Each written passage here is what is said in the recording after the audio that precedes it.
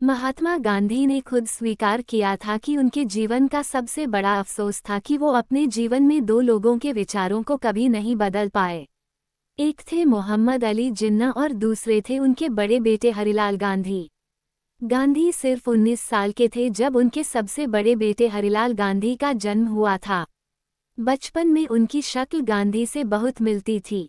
हरिलाल के जन्म लेने के कुछ महीनों के अंदर गांधी कानून की पढ़ाई करने के लिए लंदन के लिए रवाना हो गए थे।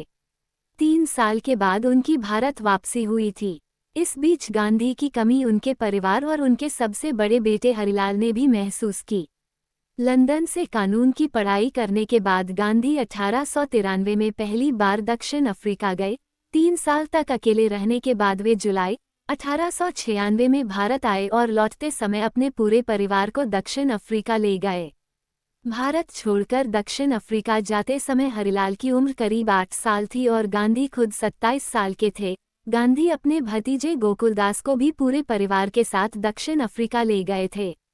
हरिलाल अपने पिता की तरह उच्च शिक्षा प्राप्त करना चाहते थे, लेकिन जो हुआ वह उन्हें बहुत नागवार गुजरा। प्रमोद कपूर गांधी की जीवनी गांधी एन इलस्ट्रेटेड बायोग्राफी में लिखते हैं, गांधी की नज़र में उनका बेटा और भतीजा एक समान थे। उनको पढ़ने के लिए बाहर भेजने का फैसला अजीब तरीके से लिया गया। उन्होंने 1 रुपये के सिक्के को घर में छिपा दिया। हरिलाल और गोकुलदास से वो सिक्का खोजने के लिए कहा गया। गांधी ने तय किया कि जो भी बच्चा उस सिक्के को ढूंढ लेगा उसे ही पढ़ाई के लिए बाहर भेजा जाएगा। गोकुलदास ने वो सिक्का खोज निकाला। प्रमोद कपूर लिखते हैं कि ऐसा एक बार नहीं बल्कि दोबारा हुआ, जिससे हरिलाल बहुत व्यथित हो गए।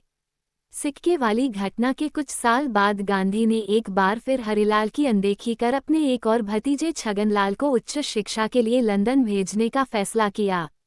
जब छगनलाल बीमार पड़ गए और अपनी पढ़ाई बीच में ही छोड़कर दक्षिण अफ्रीका वापस लौट आए तो गांधी ने उनकी जगह जाने वाले को चुनने के लिए एक निबंध प्रतियोगिता करवाई।